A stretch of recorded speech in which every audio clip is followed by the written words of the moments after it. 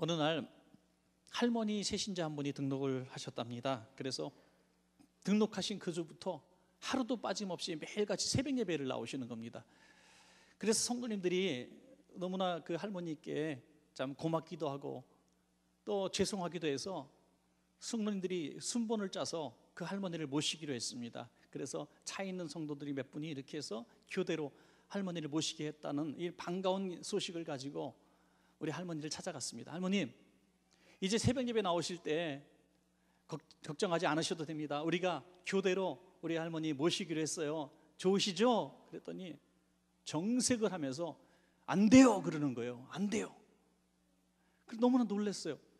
아니, 할머니 차로 모시겠다는데 그 먼 거리에서 왜 안 돼요 그러십니까? 그랬더니 속사정을 얘기합니다. 저는 새벽 예배 나오는 게 은혜 받으러 나오는 게 아닌겨. 와서 그냥 뭔 소리인지 당최 알아들을 수 없어서 나는 그냥 잠만 자다 가는겨. 그런데 의사 선생님께서 하루에 할머니는 10,000보 이상 걸어야 건강에 좋다 그래가지고 내가 딱 재보니까 왕복하면 10,000보가 딱 될 교회를 찾아가지고 등록을 해서 잠시 쉬었다가 돌아가는 거예요. 지난번에 정체불명의 신자가 있다고 했어요. UFO 신자. 바로 이런 분들 사실 정체불명이죠. 예배하는 자리에 앉아 있어서 야, 저분 믿음이 대단한가 보다, 새벽 예배도 빠지지 않아요, 대단한가 보다 했더니 자기 건강을 위해서 새벽 예배 나오는 이런 정체불명의 신자도 있다는 것이죠. 사실 예배 드리는 것이 너무나 쉽고 단순한 일 같지만 우리가 예배를 너무나 익숙하게 드려왔고 또 예배 드리는 것이 너무나 우리 몸에 잘 맞는 옷처럼 편안하게 드리고 있지만은 정말 온전한 예배를 드린다고 하는 것은 너무나 힘들고 어려운 일임에 틀림이 없습니다. 지난주에 금요 철야 예배 때 우리 김모 목사님, 이름을 다 말할 수는 없지만 김모 목사님께서 설교를 하셨는데 본인은 목사님의 아들임에도 불구하고 예배 드리는 것이 너무너무 싫었다고 고백했어요. 예.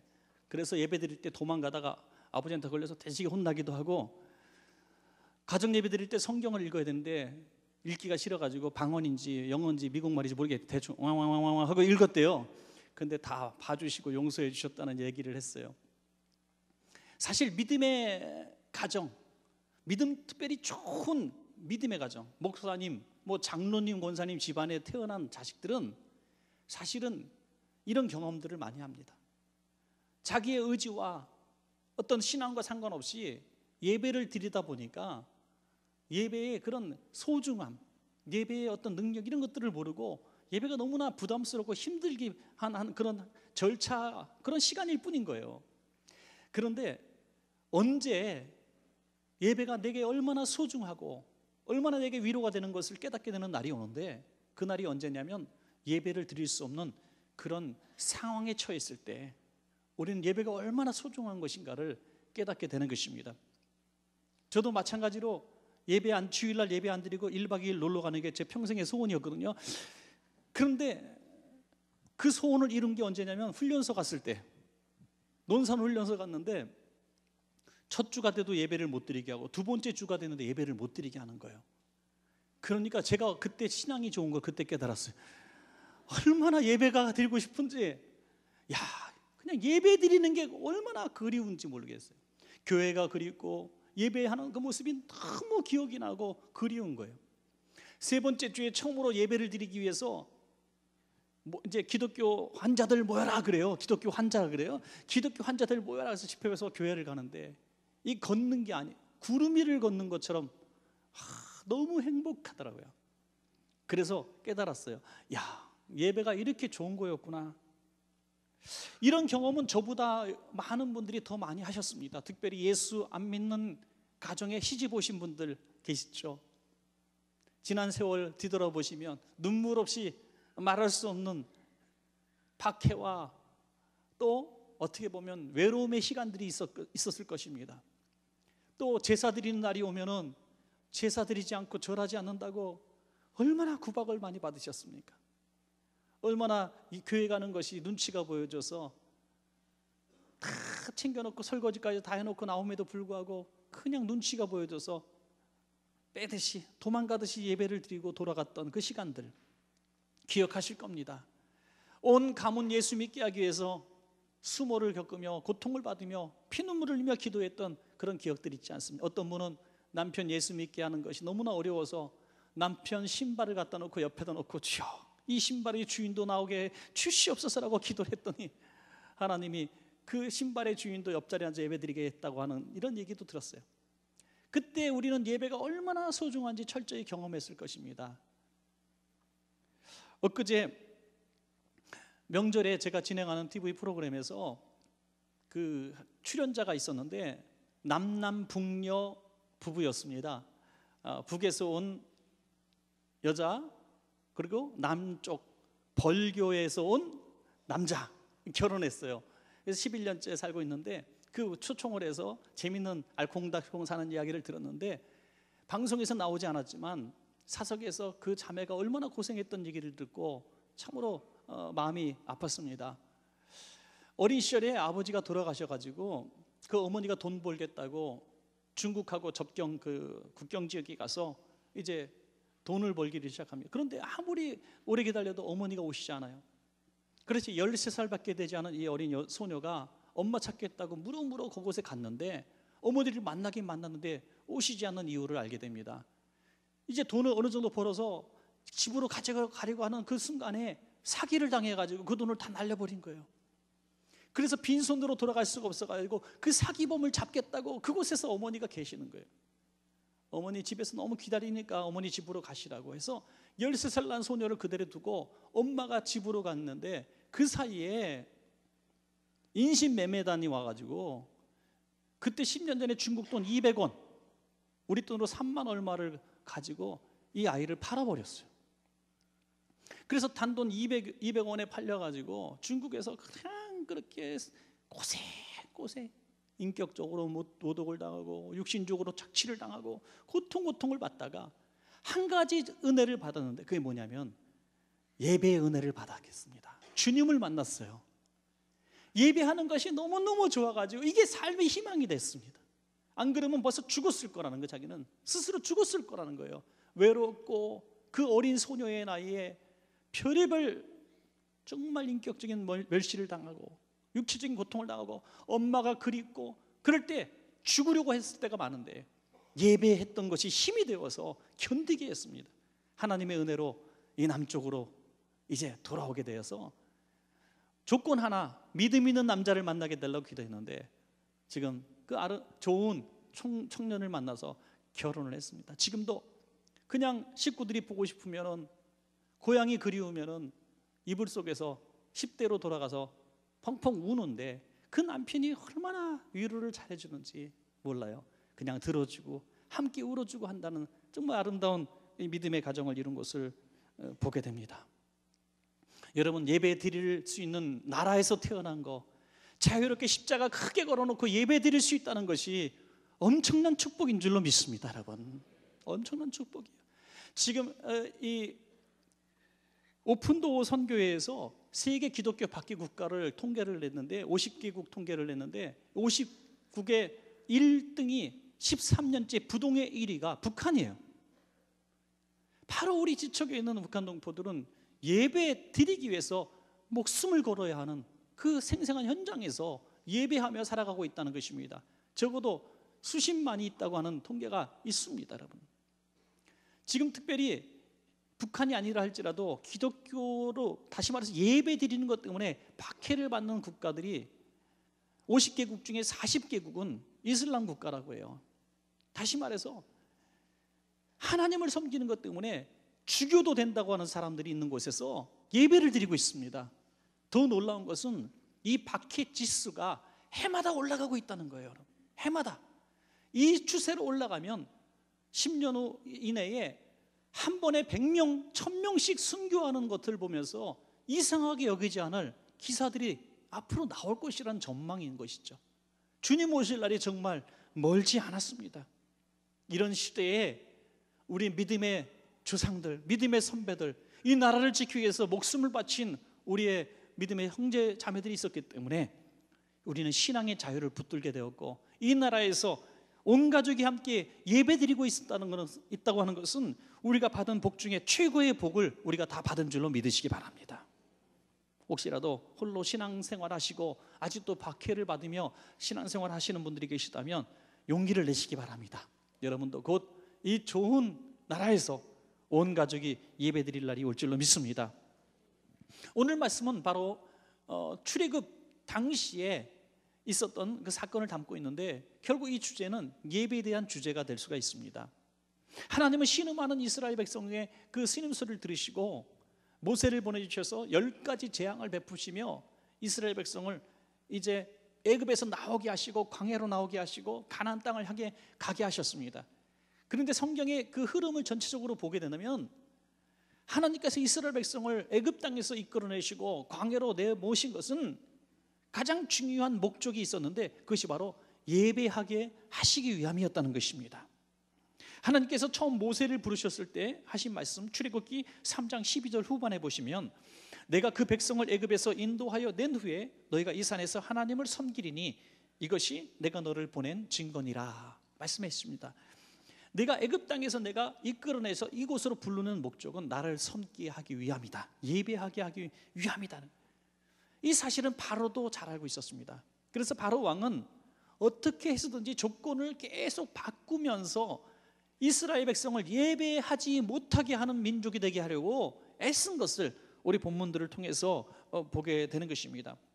단순히 육체적인 노예에서 해방되는 것이 목적이 아니라 예배하는 백성이 되게 하시기 위한 하나님의 목적과 그들을 예배할 수 없도록 붙들고 있는 바로와의 싸움의 모습이 오늘 본문의 모습인 것입니다. 오늘 여전히 바로와 같은 이 세상, 저와 여러분이 예배할 수 없도록 타협하고 도전하고 있습니다. 동일하게 적용되고 있습니다. 오늘 저와 여러분이 본문을 통해서 오늘 이 시대에 예배자로 서기에 우리가 방해하고 도전받는 것들이 무엇인가 분별하고 잘 극복하셔서 온전한 예배자가 되는데 우리가 쓰임받는 시간 되시기를 주의 이름으로 축복합니다. 첫 번째 예배자를 향한 도전은 이 땅에서 예배하라, 이런 도전이었습니다. 이 땅에서 예배하라. 바로왕은 둘째 재앙인 개구리 때에 오늘 재앙이 있을 때 정말 깜짝 놀랍니다.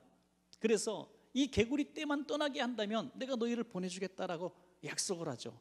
그래서 오늘 본문을 보니까 모세가 여러 번 다짐을 하고 개구리 떼를 다 물리쳐 주었지만 다시 마음이 강팍해진 바로는 보내지 않습니다. 그래서 세 번째 재앙, 네 번째 재앙을 연이어 부으니 그때서야 보내겠다는데, 온전하게 보내는 것이 아니라 출애굽기 8장 25절 보니까 너희는 이 땅에서 너희 하나님께 제사를 드리라. 다시 말씀드리면 예배 드리는 것은 내가 허락하겠다. 단 이 땅에서 그냥 노예 생활하면서 살던 대로 살면서 예배하라, 이것입니다. 과거에는 사실 어디 감히 예배 드리겠다고 얘기할 수 있었습니까? 이 정도면 내가 할 만큼 하지 않았느냐 이거예요. 예배만 허락하겠다 이거예요. 예배만 허락하겠다. 이러한 방법으로 우리를 도전하는 것이 소위 혼합주의가 아닌가 싶습니다. 혼합주의. 너희가 세상에서 살던 그대로 살아라, 악한 습관 그대로 가지고 살아라, 예수 믿기 이전에 그 삶의 방식대로 그대로 고수해라. 그런데 예배만 드려라. 예배만 드려라. 그래서 이단도 좋고 다른 종교도 좋고 사이비도 좋아요. 다 친구 삼아 같이 지내면서 그곳에서 같이 살면서 그 여전히 부패와 부조리 속에서 그대로 습관적으로 살아가면서 여전히 과거의 악습들을 끊지 않으면서 그냥 교회만 나가라 이거예요. 예배만 드리라 이거예요. 그것을 떠나지 않으면 온전한 예배가 되지 못한다는 것을 바로도 알면서 말입니다. 사실 이스라엘 백성들은 이 타협 안에 귀가 솔깃했을 것입니다. 왜냐하면 그들은 400년 동안 이미 애굽에서 살았습니다. 할아버지의 할아버지도 애굽에서 태어났습니다. 노예 생활을 하고 있었음에도 불구하고 그들은 나름대로 정착이 됐습니다. 그곳에서 기득권이 있었고 나름대로 살아갈 수 있는 어떤 방식들이 있었을 것이고 자기 사람대로 어떤 터전들이 있을 것입니다. 그렇기 때문에 아무것도 없는 광야로 가서 산다는 것이 두려웠을 것입니다. 그래서 이곳에서 그냥 살던 대로 살면서 예배만 허락받은 것이 얼마나 고맙냐 이렇게 생각할 수도 있었던 것입니다. 그러나 이것은 여러분 속임수였습니다. 예배드리는 그 장소, 그것이 중요하다는 것입니다. 여전히 우상 숭배를 하는 그곳, 여전히 죄 가운데 사는 그곳, 여전히 애굽의 노예로 살아가고 있는 그곳에서 드려지는 예배가 온전한 예배가 될 수가 없다는 것입니다. 여러분, 만약에 우리가 죄를 짓고도 부부싸움 대판하고도 가정 예배 드리고 은혜가 된다면 이것이 정상입니까? 여러분, 출애굽기 8장 26절에 보면 모세는 이렇게 반박을 합니다. 우리가 우리 하나님 여호와께 제사를 드리는 것은 애굽 사람이 싫어하는 바인즉 우리가 만일 애굽 사람의 목전에서 제사를 드리면 그들이 그것을 미워하여 우리를 돌로 치지 아니하리이까. 우리가 애굽에서 예배를 드리면 전쟁이 일어날 것입니다. 전쟁이 일어난다는 거예요. 그들과 우리가 전쟁이 일어날 텐데 이게 온전한 예배가 되겠습니까? 마찬가지입니다. 여러분, 우리의 가정에서 예배가 있는 가정이 되길 원한다면 가정에 평화가 있어야 될 줄로 믿습니다. 여러분, 교회도 마찬가지입니다. 우리의 드려지는 예배가 온전한 예배가 되기를 원한다면 성도와 성도가 화평을 이루는 예배가 진정한 예배가 될 줄로 믿습니다. 정말 이 땅에 수많은 교회들이 상처투성인 것을 우리가 보게 됩니다. 최근에도 저는 어떤 교회 이야기를 들었습니다. 한 교회인데, 큰 대형 교회인데 한 교회 안에서 동시에 예배를 드리는데 세 군데에서 예배를 드립니다. 세 군데에서, 본당에서, 교육관에서, 자리에 없는 교회는 천막을 치고 예배를 드립니다. 형제가 형제를 미워하며 원수 맺고 같이 예배드리는 그 교회에서 드려지는 예배가 하나님이 기뻐하시는 예배가 되겠습니까? 그분들은 그렇게 얘기하겠죠. 예배만 드리면 됐지. 여러분, 그건 예배만 드리는 게 아니에요. 애굽에서 마치 그 우상이 가득한 그 땅, 죄악이 가득한 그 땅에서 내가 예배만 드리면 되지 라고 말할 수 있는 그 모습이 바로 이 모습이 아닌가 싶습니다. 가장 먼저 이런 상황 가운데서 기도하고 애써야 될 것은 그것을 변화시켜달라고 물론 기도해야 되겠습니다. 거룩한 예배의 장소가 되게 해달라고 기도해야 되겠습니다. 그러나 우리의 힘으로 능으로 되지 않는다면 우리는 거룩한 예배의 장소로 나아가야 될 줄로 믿습니다. 여러분, 그래서 우리 가정도, 우리 교회도, 이 땅도 하나님을 예배할 수 있는 예배 장소가 되게 해달라고 온전하게 기도하는 것이 그 악습을 벗어나고 더러움을 이기는 그런 비결이 된다고 하는 것입니다. 우리 어떤 청년이 저희가 지난 몇 주 전에 예배 드리고 난 다음에 질문하더라고요. 목사님, 질문이 궁금한 게 있습니다. 제가 어느 좋은 직장을 들어갔는데 주일날 예배를 못 드리게 하고 이 직장에 나오게 하는데 어떻게 해야 되겠습니까? 그래서 저는 이렇게밖에 말할 수 없어요. 억지로 예배 드리는 것보다 정말 예배에 갈망해서 예배가 최우선인 줄 알아서 그 예배를 우선시한다면 하나님이 그 직장을 변화시켜 주셔서 널 예배 드릴 수 있는 사람으로 만들어 주실 거다. 그렇게 기도해라. 몇 주간 못 나오는 한이 있더라도. 그러나 그것이 세월이 계속 가는데도, 시간이 계속 가는데도 그 회사가 너를 예배를 드릴 수 없는 환경으로 몰아간다면 회사를 사표내고 나와라.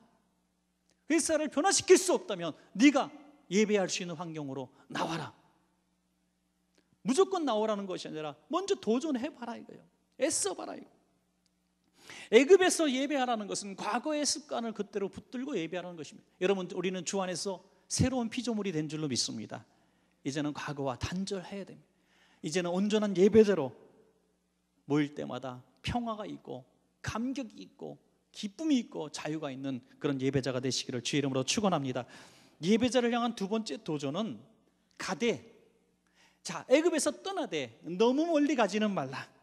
8장 28절입니다. 바로가 이르되 내가 너희를 보내리니 너희가 너희 하나님 여호와께 광야에서 제사를 드릴 것이나 너무 멀리 가지는 말라. 여러분, 얼마나 교묘합니까? 언제든지 내가 가서 다시 잡아올 거리에 있으라는 얘기죠. 큰 함정입니다. 오늘날 많은 사람들이 예수를 믿고 좀 열정적으로 신앙 속에 들어가려고 하는 사람들에게 꼭 하는 말이 있습니다. 야, 예수 믿는 것까진 좋았어. 그런데 너무 깊이 빠지는 거 아니니? 그러다가 꼭 쓰는 말이 있죠. 광신자 아니니? 너 광신자 되는 거 아니야? 야, 너 너무 깊이 빠지면 안 돼. 그러면 집안 다 거들난대. 어디서 들은 건 있어가지고 그런 걸 얘기를 해요. 우리를 위한답시고 너무 깊이 빠지지 마. 주일날 한 번 드리면 됐지 뭘 또 저녁 예배도 나간다 그래. 무슨 수요일 예배를 나가. 이렇게 우리를 위하는 것처럼 얘기하는데 바로 이것이 예배자를 향한 바로의 도전이었습니다. 야, 허락을 할 테니까 너무 깊이 빠지지 마. 너무 멀리는 가지 마라. 이것은 우리를 위하는 사람들의 메시지가 아니라 우리를 망하게 하는 사람들의 메시지입니다. 오직 예수에 미쳐 살라고 하는 사람이 진정 우리를 위하는 사람의 말인 줄로 믿으시기 바랍니다. 세 번째는 너희 장정들만 가서 예배하라. 이것이 세 번째 도전이었습니다. 마음이 이제 강팍해진 바로는 몇 차례 이 재앙이 계속됐는데도 흔들리지 않아요.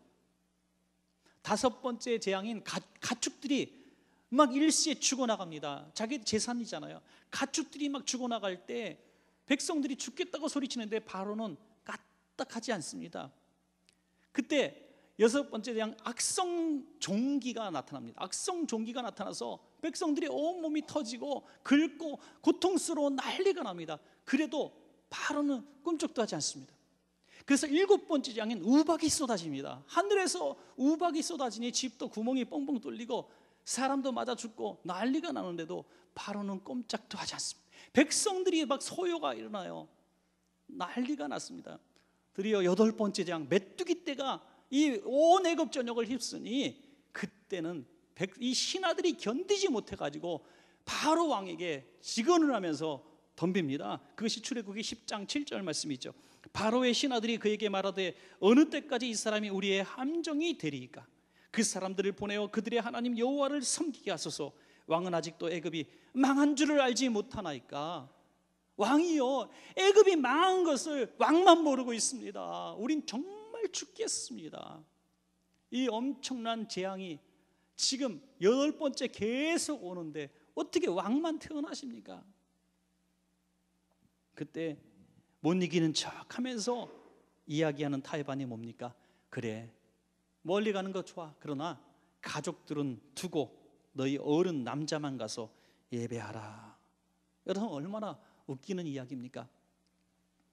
식구들은 다 집에 두고 애굽에 두고 어떻게 혼자 멀리 자유를 누리겠습니까?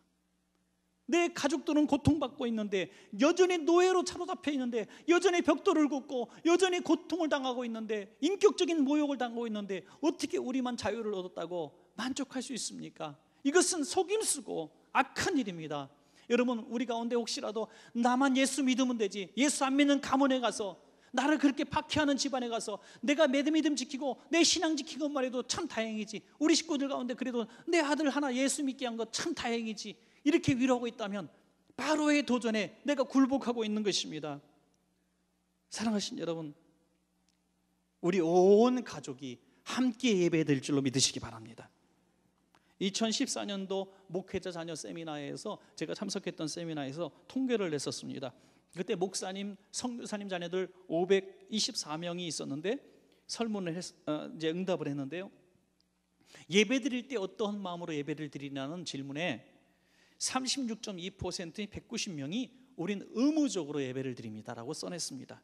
또 31.5%인 165명이 우리는 형식적인 예배를 드리고 있습니다. 다시 말해서 목사님, 선교사님 자녀들입니다.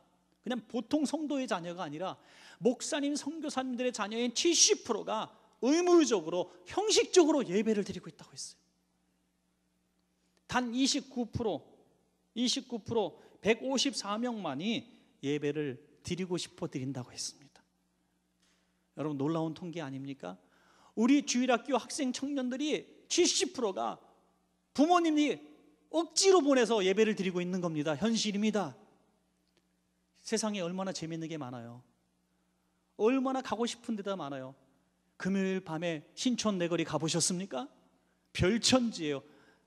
저도 가서 놀고 싶더라고. 막 휘황찬란한 거, 반짝반짝 먹거리 많고, 그 10대, 20대 젊은이들이 얼마나 그 조명과 그 번쩍거리는 세상의 환락에 매료되지 않겠습니까? 그런데 주일 나와서 이곳에 와서 예배드리고 심지어 교사를 하고 찬양대를 하고 한다는 것은 기적 중에 기적인 것입니다. 여러분, 오늘 집에 가서 예수 잘 믿는 아이들이 있으면 가서 무조건 뽀뽀 100번씩 해주시기 바랍니다. 여러분, 더 놀라운 사실 한 가지를 말씀을 드리면, 이렇게 억지로라도 형식적으로라도 부모님이 강력하게 부탁해서 예배드리는 아이들이 잘 된다는 것입니다. 하나님은 믿음의 자녀들을 책임져 주신다는 증거를 우리가 보고 있는 것입니다. 이렇게 오늘도 군대 갈 때 기도받고 가는 거 참 너무너무 고마워요. 물론 우리 두 형제는 자원해서 기도받은 줄로 믿습니다. 부모가 이렇게 부탁한 게 아니라 이렇게 믿음으로 기도받고 가고, 벌써 처음이 출발이 다른 거예요, 여러분. 이게 얼마나 소중한 일인지, 중요한 일인지 늦으면 후회만 남을 겁니다. 주님은 십자가를 지시고 가시는 그 끔찍한 시간에도 울며 따라오는 여인들을 향하여 이렇게 말씀하십니다. 예루살렘의 딸들아, 나를 위하여 울지 말고 너희와 너희 자녀들을 위하여 울라. 너희와 너희 자녀를 위해서 울라. 왜 웁니까? 배고파서요? 공부 못해서요? 건강하지 못해서요? 물론 그것들도 울어야 되겠지만, 부모가 자식을 위해 울어야 될 최고의 이유는 예배자가 되지 않았기 때문입니다.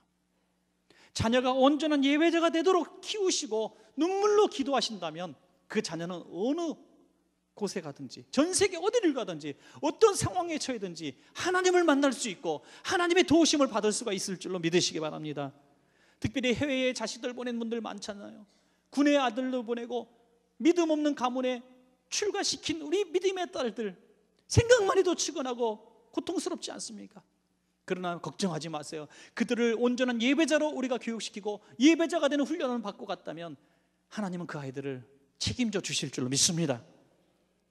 엘리 제사장은 제사장의 가문임에도 불구하고 이 자식 교육을 올바로 시키지 못했어요. 성경에는 그가 어떤 학문을 교육시키지 못한 것에 대해서 책망하지 않습니다. 인성교육에 대해서 말하지 않았어요. 그러나 그들이, 홈리와 피너스가 전사하고 엘리가 죽게 된 이유를 한 가지만 말씀하고 있습니다. 사무엘상 2장 17절에 이 소년들의 죄가 여호와 앞에 심히 크면 그들이 여호와의 제사를 멸시함이더라. 예배를 멸시하는 사람들을 만들어버렸습니다. 여러분, 예배를 예배를 소중하게 가르치지 못했기 때문에 하나님은 그들을 책망하셨던 것입니다. 여러분, 다른 거 조금 부족하고 돈이 부족해서 아이들에게 최고의 교육을 시키지 못했다 할지라도 우리 아이들에게 예배자로 교육시키신다면, 온전한 예배자가 된다면 그 아이들은 최고의 성공자가 될 줄로 믿습니다. 마지막 네 번째 예배자를 향한 도전은 재물 없이 예배하라. 재물 없이 예배하라. 출애굽기 10장 24절, 너희는 가서 여호와를 섬기되 너희의 양과 소는 머물러 두고 너희 어린 것들은 너희와 함께 갈지니라. 이제 흑암의 재앙이 가득할 때, 3일 동안 가득할 때 바로는 이제 풀어주지 않을 수가 없어서 보냄에서 한 가지만 더 조건을 내겁니다. 그것은 너희 모든 자식들도 다 보낼게. 그래, 너희 온 가족 다 보낼게. 만족하지? 너희가 원하는 건 예배니까 물질은 두고 가라. 이렇게 얘기했어요. 너희가 원하는 건 예배니까 물질은 두고 가라. 여러분, 그러면 그럴 수도 있는 거죠. 그래, 우리가 예배를 위해서 목숨을 걸었고 예배가 최고인데 그까지 물질이 뭐가 대수냐? 버리고 갈 수도 있습니다. 그런데 모세는 거절합니다. 왜 거절했습니까? 그 물질이, 그 양과 소가 하나님께 드려질 제물이었기 때문인 것입니다.